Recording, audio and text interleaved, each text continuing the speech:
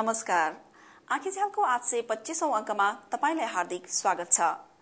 आज हामी बढ्दो प्लास्टिकको प्रयोग र काठमाडौँमा कौशी खेती सम्बन्धी सामग्री देखाउँछौ।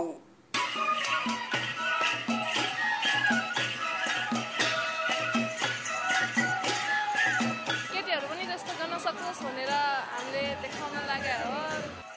समाचार र विचारका लागि हाम्रो चम्किलो भविष्य अभियान नयाँ पुस्ता। इमेज टिभीमा शुक्रबार साँझ 6:30 बजे, रेडियो सगरमाथामा शनिबार साँझ 6 बजे र काठमाडौँ बाहिर 55 वटा सामुदायिक रेडियो स्टेशनबाट। नेपाल वातावरण पत्रकार समूह। काठमाडौँ महानगरपालिकाले वातावरण र मानव स्वास्थ्य दुवैलाई हानि गर्ने प्लास्टिकको झोलाको प्रयोगमा रोक लगाउने तयारी गरेको थियो, तर सफल हुन सकेन। केही निजी तथा गैर सरकारी संस्थाहरूले भने प्लास्टिकको वैकल्पिक उपाय खोजिरहेका छन्। हेरौं यो रिपोर्ट। वातावरण र मानव स्वास्थ्यमा हानि गर्ने प्लास्टिकका झोलाहरूको विकल्प कपडाको झोला सिलाउने काम पाउँदा काठमाडौँ लाजिमपाटकी कल्पना थापा मगर निकै खुशी छिन्। यहाँ काम गरिसकेपछि मात्रै उनले प्लास्टिकको नराम्रो असरको बारेमा थाहा पाएकी थिइन्। प्लास्टिक किनभनेदेखि अब वातावरणलाई पनि नराम्रो बनाउँछ, अनि त्यसले अब त्यो अब गाड्दा पनि अब गल्दैन, अनि बाल्दा पनि बल्दैन, त्यसले एकदम बाल्यो भने पनि रोगहरू ल्याउँछ हैन। त्यही भएर पनि प्लास्टिक हटाउनको लागि भए पनि यस्तो गरेको। यो ब्यागहरू हामीले बनाएको हो। यो काम हिमालयन क्लाइमेट इनिसिएटिभ नामक संस्थाले शुरू गरेको हाम्री बहिनी नामको अभियानले सम्भव बनाएको हो। यसले कल्पना जस्ता करिब 13 जना दिदी बहिनीहरूलाई प्रत्यक्ष रोजगारी दिएको छ। हाम्रो बहिनी द ग्रीन एन्जल्स अन्तर्गत यो पोलिथिनलाई डिस्प्लेस गर्ने, काठमाडौँबाट चाहिँ पोलिथिन झोलालाई कम्प्लिटली विस्थापित गर्ने भन्ने उद्देश्यले हाम्रो बहिनी द ग्रीन एन्जल्स सुरु गरेको चाहिँ 5 महिना जस्तो हुन थाल्यो हैन। फागुन 4 गतेदेखिबाट स्टार्ट भएको र अहिलेसम्म चाहिँ हामीले सुपरमार्केटहरूसँग टाइअप गरेर कटनको झोलाहरू मात्रै दिइरहेको छौँ, तर बिस्तारै चाहिँ हामीहरूको पेपर, जुटदेखि लिएर अरू खालको विभिन्न सस्तो खालको अप्सनहरूमा पनि जाने, सस्तो विकल्पहरू पनि दिने भन्ने प्लान छ। हाम्रो अब दिदीबहिनीहरू हुन्छ नि, कति अब जागिर नपाएर यत्तिकै बसिरहनु भएको हुनसक्छ। त्यही भएर नि हाम्रो बहिनीले अब संस्थाले गर्दा अब काम नपाएको दिदीबहिनीहरूलाई पनि रोजगार पाएको छ। त्यही भएर राम्रो छ। उनीहरूको यस अभियानलाई भाटभटेनी, बिग मार्ट जस्ता ठूल्ठूला डिपार्टमेन्टल स्टोरहरूले झोलाको बिक्री वितरण गरेर सघाइरहेको छ। हामी पनि प्लास्टिक युज गर्दैछौँ, यसलाई पनि कसरी घटाउने, यसको विकल्प के हुन सक्छ र कस्टमरलाई पनि भार नपरोस् भन्ने किसिमले सोचिराख्दाखेरि यो आयो र यसले चाहिँ नि पूर्ण रूपमा चाहिँ नि वातावरण त यसले बचाउँछ नै, प्लास्टिकलाई विस्थापित गर्छ नै, तर पनि कस्टमरलाई अलिकति सम्झाइ बुझाइ गरेर हामीले दिने कोसिस चाहिँ गर्दाखेरि अलिकति हुँदै देखिरहेछु। सजिलै उपलब्ध हुने र सस्तो हुनुका साथै धेरैलाई यसको असरको बारेमा जानकारी नहुँदा पनि प्लास्टिकको प्रयोग अत्यधिक मात्रामा बढ्दै गएको छ। दिनमै अब धेरै सामान बेच्यो भने त 200-300, कोही दिनमा त 400-500 को झोला जान्छ हाम्रो। फाइदा नभए पनि त्यो किन्नै पर्छ, अब नकिनिकन हुँदैन। सन् 2010 जुन 5 वातावरण दिवसको दिनदेखि लागू हुने गरी कसैले पनि 20 माइक्रोन भन्दा कम मोटाईको प्लास्टिक झोलाको आयात, भण्डार, बिक्री वितरण तथा प्रयोग गर्न नपाइने र कालो सानो प्लास्टिकको झोला समेत प्रयोग गर्न नपाइने भनेर नेपाल सरकारले निर्देशिका नै जारी गरेको छ। उक्त निर्देशिकाको पालना भए नभएको बुझ्न बेला बेलामा उत्पादकदेखि विक्रेतासम्म वातावरण मन्त्रालयको अगुवाईमा अनुगमन पनि गरिँदै आएको छ। यति हुँदाहुँदै पनि काठमाडौँमा प्लास्टिकको प्रयोगमा खासै कमी आएको छैन। त्यसैले प्लास्टिकको प्रयोगमा कमी ल्याउन काठमाडौँ महानगरपालिकाले गत असार 1 गतेदेखि काठमाडौँ उपत्यकामा प्लास्टिकका झोला प्रयोग निषेध गर्ने नीति प्रस्ताव गरेको थियो। प्रयोगमै प्रतिबन्ध लाउने किसिमले गएको थियौँ कि हामी उत्पादन र प्रयोगमा चाहिँ प्रतिबन्ध, तर त्यसमा चाहिँ अब हाम्रो उद्योगपतिहरूले अदालतमा उजुर गरेपछि हाम्रो अब सम्मानित अदालतबाट अहिले चाहिँ अब यो दण्ड जरिवानाका कुराहरू र उत्पादनमा रोक लगाउने कुराहरू चाहिँ यो चाहिँ रोक्ने भन्ने स्टे अर्डर आएको हुनाले अहिले हामीले त्यो काम चाहिँ स्थगित गरेका छौँ। यति हुँदाहुँदै पनि काठमाडौँ महानगरपालिकाले आफ्नो तर्फबाट हुन सक्ने प्रयास भने नरोक्ने प्रतिबद्धता जनाएका छन्। मानवहरूको अहिलेको मेन चासो भनेको त्यही हो। यसले चाहिँ वातावरणमा पारेको असर अथवा निकाले उब्जाएका समस्याहरू जस्ता ढलका समस्याहरू, नदी प्रदूषणका समस्याहरू, खेतीयोग्य जमिनका समस्याहरू, यो कारणले चाहिँ यसलाई चाहिँ हामीले एकैचोटि बन्द गर्न नसके पनि क्रमशः गर्दै जाने। तर हाल हामी यो प्लास्टिकको झोलाबाट सुरु गरौँ, किनभने प्लास्टिकको अत्याधिक चाहिँ यो झोला नै प्रयोग भएको छ र फेरि हामी नेपालीहरूको के छ भने हरेक चिजमा प्लास्टिकको झोला प्रयोग गर्ने बानी आइसक्यो हैन। त्यसले गर्दाखेरि चाहिँ यसलाई कम गरौँ भन्ने चाहिँ हाम्रो आग्रह हो। विश्वमै सबैभन्दा बढी प्रयोगमा ल्याइने वस्तुमा प्लास्टिक पर्दछ। इथानिल अक्साइड, साइलोन, बेन्जिन जस्ता विषालु रासायनिक पदार्थ प्लास्टिकमा रहेको हुन्छ। यसले मानव स्वास्थ्य र वातावरणमा समेत निकै ठूलो धक्का पुर्याइरहेको छ। अझ पातला प्लास्टिकले त झन ठूलो समस्या उब्जाएको छ, किनकि यसलाई पुनः प्रशोधन गरेर प्रयोगमा ल्याउन सकिँदैन भने जलाएर नष्ट गर्दा पनि यसबाट निस्किने विषालु मिथेन ग्यासले मानिसको श्वास प्रश्वासमा हानि पुर्याउँछ। प्लास्टिकको विसर्जन अन्य वस्तु जस्तो चाँडो गर्न सकिँदैन। प्लास्टिककै पुनः प्रयोग गरी बनाइने झोलामा प्रयोग हुने अति विषालु रसायनले तिनमा बोकिने र राखिने तातो र गिलो मात्र होइन, सबै खानेकुरालाई दूषित पार्छन् र क्यान्सर, दम जस्ता रोग निम्त्याउँछ।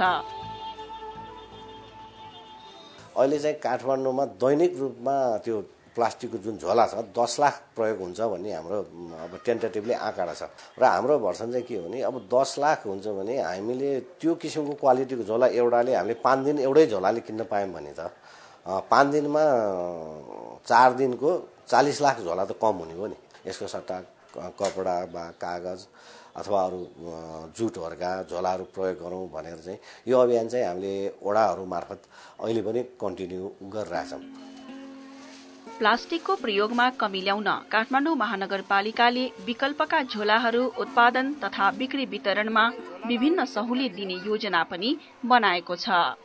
यो क्षेत्रमा काम गर्नेहरूलाई उहाँहरूले यो कागजको प्लास्टिकको सट्टा कागजका जुटका झोलाहरू उहाँहरूले बनाउने हो भने उहाँहरूको त्यो कस्टिङमा हामीले कसरी सब्सिडाइज गर्न सकिन्छ अथवा अरू कुनै उपायबाट जस्तो करहरूमै पनि कमी गर्न सकिन्छ, के गर्न सकिन्छ त्यो गरौँ पनि भनेको छ। यतिले मात्र हानिकारक प्लास्टिकको प्रयोगमा कमी ल्याउन भने सकिँदैन। झोला बोकेर आउने चाहिँ हजारौंमा एकजना छन् होइन। सामान किन्नु भन्दा पनि पहिलेबाट 2टा झोला दिन्छस् कि दिन्नस् नत्र म लान्न भनेर भन्ने हुन्छन्। अब आधा किलो यस्तोलाई कोहीलाई अब ल्याइरहेछ भने अब हाल्दिन खोज्यो भने हुँदैन अर्को झोला चाहिन्छ भन्छन्। अब त्यो एउटा मुठो 5 रुपियाँको धनियाँ बेचा छ भने हामीले 2 रुपियाँसम्मको झोला दिनै कर लाग्ने हुन्छ, नत्र भने लान्न भन्छन्। उत्पादकहरूको भनाइ चाहिँ के छ भने होइन यहाँ लुकी छिपी कोठा उत्पादन गर्छन् भन्नुहुन्छ हो, त्यसैलाई रोक्नु उहाँहरूले स्ट्याम्प हान्नु पर्यो नि त।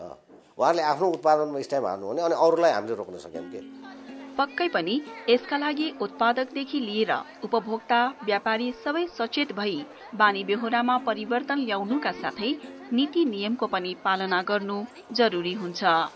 मलाई त रोक्दै हुन्थ्यो, म त बरु सामान किन्न जाँदा आफै झोला बोकेर जान्थेँ। धेरै खुसी थिएँ म चाहिँ रोक्दैदेखि। यो विभिन्न हाम्रो ओडाले गरेको कार्यक्रमहरूमा पनि हामी पनि गयौँ अथवा मेरो साथीहरू पनि जाँदाखेरि होइन यो बन्द गर्न हुँदैन भन्ने आवाज चाहिँ अहिलेसम्म एक ठाउँबाट पनि उठाएको छैन। सबैले होइन यो बन्द गर्नुपर्छ, यसले चाहिँ नि सबैको चासो भनेको चाहिँ मेन ढलजाम भयो। त्यसले गर्दा हाम्रा घर धेरै डुबे र नदी प्रदूषण भयो। अब गाईबस्तुले पनि अब त्यो खानेकुरा मिसिया हुनाले गन्धले त्यो पनि खाइदिए, त्यसले गर्दा गाईबस्तुहरू पनि एउटा रोगी भयो भन्ने खालका कुराहरू चाहिँ आएको छन्। पहिला त छैन, सबैले प्लास्टिक झोलामा लाने गर्नुहुन्छ, तर त्यो झोलाको ब्यान भएदेखि चाहिँ अलिअलि बोकेर आउनु गइरहेको छ मान्छेहरूलाई होइन। सायद बिस्तारै सुरु हुन्छ होला। सामान किन्दा आलु सालु किन्दा नि यस्तै बोक्ने हो, कपडाका यो जुटको यो बोक्ने त त्यो सानसाना पनि छन्, जुटकै बोक्छु म त। अब धेरै सामान पनि अड्छ, प्लास्टिककोमा धेरै नचलाउनु भन्छ के भन्न त घर फोहोर मात्रै नि हुन्छ क्या, धेरै जबरजस्ती छैन, उहाँहरूको इच्छा अनुसार हो। केही समय हामी चाहिँ प्लास्टिक पनि सँगसँगै राखेकै छौँ र उहाँहरूले खुसीले लिनु भएको छ। अहिले भर्खर पनि तपाईँले देख्नुभयो, सम्झाउनु पर्यो कि यो वातावरण मैत्री छ। अरू कुरो के भने पोल्युसनलाई अलिकति हामी सहयोग त हो हाम्रो, तपाईँकोबाट कति सहयोग पुग्छ त्यो सम्झाउँदाखेरि उहाँहरू लानुहुन्छ, लगिराख्नु भएको छ।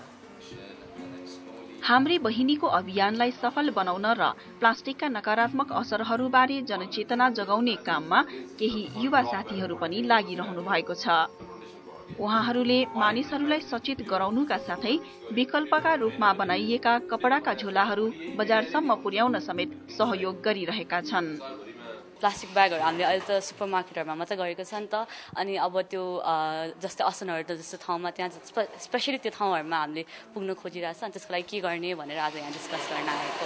त्यस्तै कन्ज्युमरको सपोर्टको केसमा चाहिँ अब जस्तो अहिले हामीले सबै सुपर मार्केटहरूमा बिस्तारै प्रत्येक पोलिथिनलाई ₹1 चार्ज लगाउने सिस्टम सुरु गरिसकेका छौँ र त्यसबाट पनि कन्ज्युमरहरूको त्यस्तो धेरै विरोध या त्यस्तो धेरै कम्प्लेन्स चाहिँ छैन। अहिलेसम्म हामीले फर्स्ट 3 महिनाको पैसा जुन ह्यान्डओभर भयो त्यसमा चाहिँ कस्टमरहरूबाट ₹7,50,000 ₹1 गरेर नै कलेक्ट गऱ्यौँ र भाटबटेनीको तर्फबाट फेरि अर्को थप 50 पैसा भनेपछि 3,75,000 उहाँहरूले थपेर 11,25,000 चाहिँ हामीले यो भनौँ न ₹1 गरेर कस्टमरले तिरेको पैसाबाट नै कलेक्ट भइसक्यो। पेपर चाहिँ हामीले आफूले नबनाएर हामीले कस्तो ट्राई गरिरहेछौँ भने सकेसम्म हामीले चाहिँ घरमा बसेर पनि पेपरहरू बनाउन सक्ने दिदीबहिनीहरूलाई अब हामीले फ्रीमा पेपर कलेक्ट गरेर उहाँलाई दिएर हुन्छ कि अथवा उहाँहरूलाई चाहिँ हाम्रो बहिनीको एउटा लेबल युज गर्न चाहिँ अलाउ गर्ने, अनि त्यसपछि उहाँहरूले चाहिँ घर घरमा बसेर बनाउनुहुन्छ। तर हाम्रो बहिनीको जति पनि हामीले मार्केटिङ अथवा जति पनि मिडियामा यताउता हाम्रो बहिनीको बारेमा कुरा आउँछ त्यसले गर्दा चाहिँ उहाँहरूलाई पनि आफ्नो प्रडक्ट सेल गर्न सजिलो होस् भनेर हामीले चाहिँ एउटा उहाँहरूलाई ट्रेनिङ गर्ने फेसिलिटेट गर्ने खालको कामहरू चाहिँ सोचिरहेको छ। यो हाम्रो बहिनी संस्थाले चाहिँ अब इन्भाइरोमेन्ट मात्र नभएर 2टा मेजर प्रब्लम्स नेपाल त्यसलाई सल्भ गरिरहेको छ नि त, त्यही भएर केही गर्न पाएर चाहिँ खुसी लागेको छ।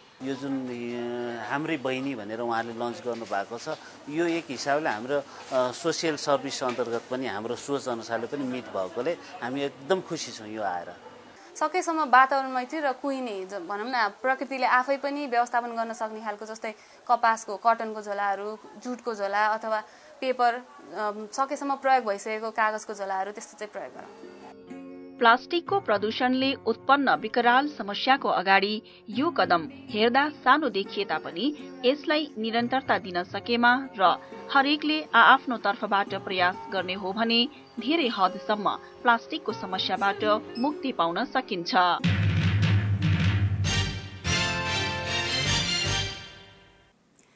अव्यवस्थित शहरीकरणका कारण काठमाडौँ कंक्रिटको जंगलमा परिणत भइसकेको छ। तरकारी फल्ने बारीहरूमा घरै घर फलेका छन्। तर काठमाडौँका केही जागरूक मानिसहरूले कंक्रिटको कौशीमा तरकारीको खेती गरेर हरियाली ल्याउनुका साथै आय आर्जन पनि गरिरहेका छन्। हेरौं विक्रम नेउपानेको यो रिपोर्ट। काठमाडौँ चमतीकी कमला महर्जन आफ्नो घरको कौशीमा थोरै मात्र जान्थिन्, तर जब उनले काठमाडौँ महानगरपालिका तथा वातावरण र जनस्वास्थ्य संस्था इन्फोले कौशी तरकारी खेती सम्बन्धी तालिम पाउनुभयो त्यति बेलादेखि उनको कौशी मोह बढेको छ। केही नभए पनि उनी दिनको 2 पटक कौशीमा नपुगे त खाना नै नपस्ने भइसक्यो, किनकि पहिले उजाड र नचाहिने सामान थन्काउने ठाउँ बनेको कमलाको कौशी अहिले आकर्षक तरकारी बारी बनेको छ। यो मिनरल वाटर बोतल कोक बोतलहरू फ्याँक्नु भन्दा नि किनभने यता यस्तो काटेर रोप्यो भने हामीलाई ठाउँ नै चाहिन्छ भाडा नै चाहिन्छ भने पनि छैन। तर यो माथि यसो काट्यो केही रोप्यो भने चाहिँ यहाँ माथिबाट पानी दियो यसले यसलाई पनि दिन्छ, बढी भएको पानी यसमा जान्छ, यहाँबाट बढी यता दिन्छ, यहाँबाट बढ्यो भने अझ यो चक्लेटको बट्टामा राख्ने। अब पिठो खायो, पिठो प्लास्टिक त फ्याँक्यो भने त खोला फोहोर हुनुभन्दा यसमा त अब के रोप्यो भने त हामीले उब्जन गरेर खान सक्यो नै। रोपेकोदेखि एकदम फाइदा छ, किनभने म कहिले अब कौशीमा त्यति हामीले पहिला काम नगर्दा केटीहरू चुप ल्याएर बस्यो, टिभी हेऱ्यो, यताउता गयो, कुरा काट्ने। हामीले जब यो तरकारी रोपिसकेपछि त्यो पसललेहरूले चाहिँ तरकारी ल्याएको मेरो तरकारी नै बासी, किनभने एउटा बिसारी नभएको ताजा खानेकुरा खान पाउने। सानोमा आएको कौशीमा कतै पेय पदार्थका बोतलमा खुर्सानी, स्ट्रबेरी अनि पुदिना उम्रेका छन् भने मोबिलका पुराना बोतलमा आकर्षक बिरुवा। अहिले खेतीबारी करिसाबारीको अभाव भएपछि काठमाडौँका मानिसहरूमा आफ्ना छत र कौशीलाई आकर्षक बारी बनाउने होड नै चलेको छ। यसबाट कौशीमा हरियाली र प्राकृतिक सुन्दरता बढेको छ भने तरकारीको महँगो भावबाट मुक्ति मिलेको छ। आफै फलायो, विषादी र रासायनिक मल नमिसाइएको स्वास्थ्य र स्वच्छ तरकारी खायो। यसरी तरकारी खेती गर्नका लागि काठमाडौँ महानगरपालिकाले इन्फोसँग मिलेर अभियान नै सञ्चालन गरेको छ।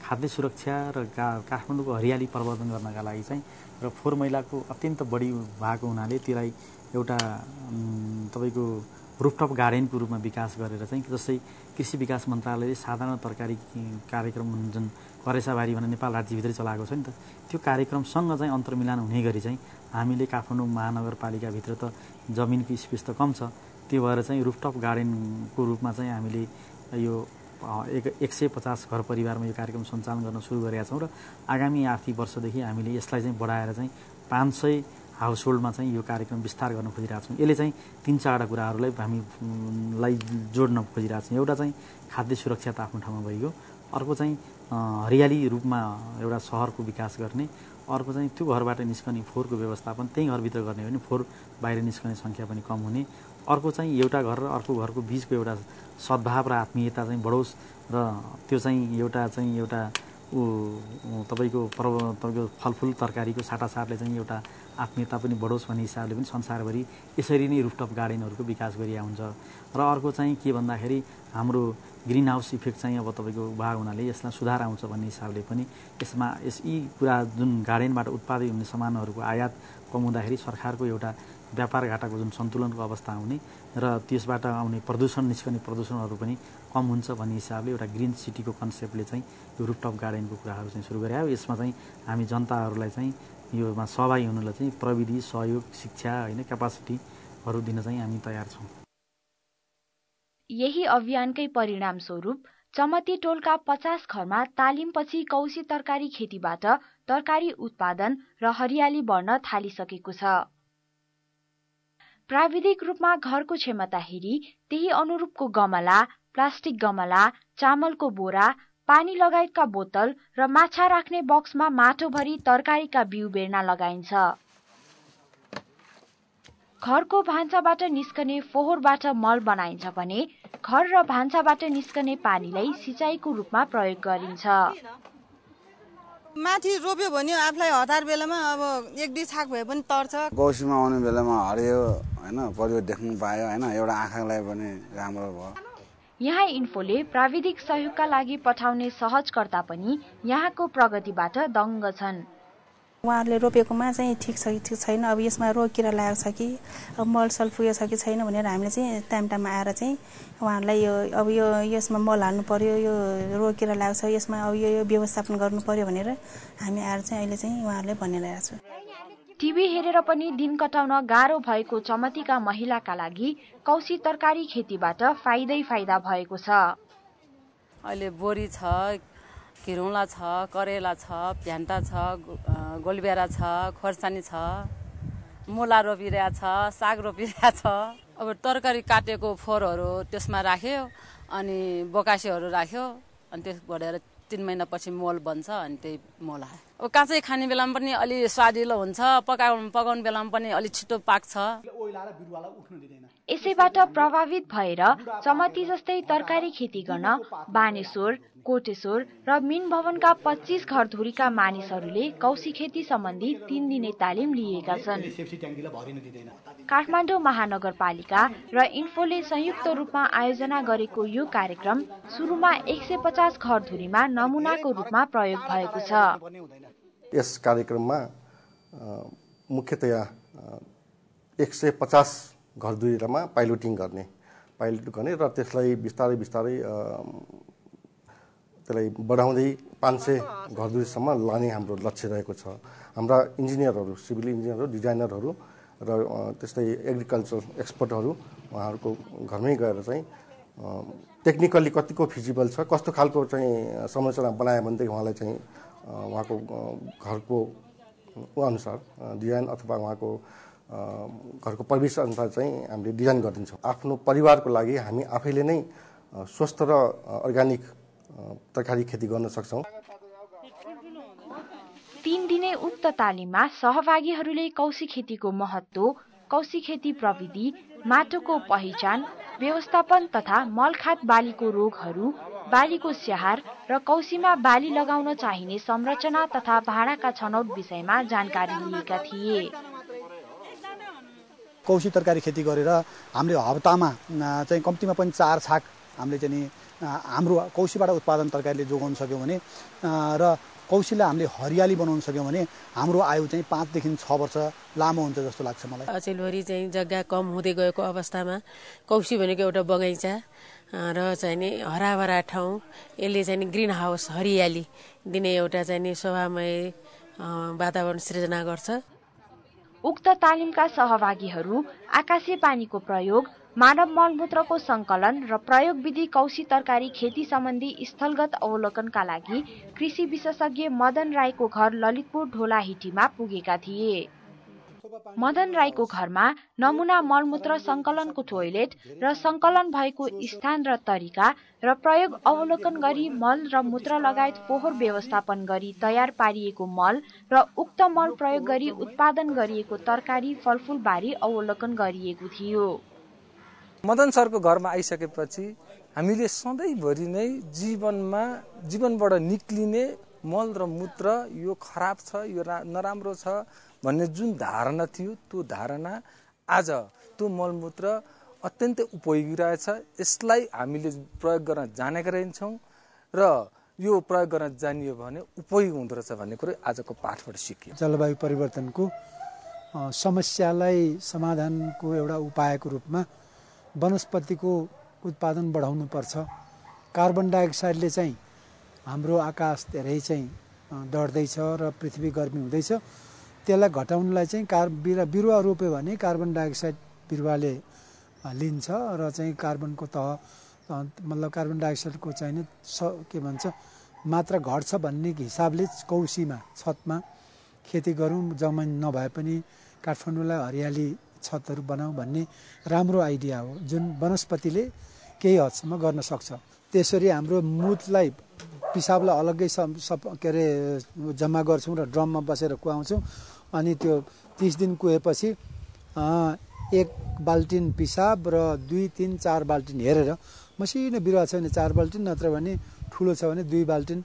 अब यो पनि हामी त त्यो लुगा धोएको पानी, लुगा धोएको भाँडा धोएको पानीको त्यो फोहोर पानीमा पिसाब हाल्छौँ अनि 1 बाल्टिन पिसाबमा 2 बाल्टिन फोहोरको पानी हाल्यो, सरर हालिदिएपछि सबै राम्रो हुन्छ। र दिशा चाहिँ ठक्क त्यो भरिन्छ, बाल्टिन भरियो अथवा त्यो खाडल भरियो भने सट्ट लगेर त्यो मल खाडलमा जहाँ मल सुली पनि हुन्छ, गोबर पनि हुन्छ, अरू झ्यासझुस पनि हुन्छ, त्यहाँ लगेर 3 महिना जति मजाले टुक्राएर त्यहाँ राखिदिएपछि कीटाणुहरू अघि देखिहाल्नु भने उसले खाएर पनि सड्याएर तयार हुन्छ अनि बारीमा ल्याए त्यति सजिलो छ र फोहोर पनि हुँदैन, केही पनि हुँदैन, एकदम राम्रो छ। अव्यवस्थित शहरीकरणका कारण काठमाडौँ कंक्रिट जंगलमा परिणत भइसकेको छ। हरियाली बनाउने यो अभियानलाई सबै काठमाडौँवासीले आफ्नो कौशीमा लागू गरे भने काठमाडौँको छतहरूमा भए पनि हरियाली जोगिने थियो।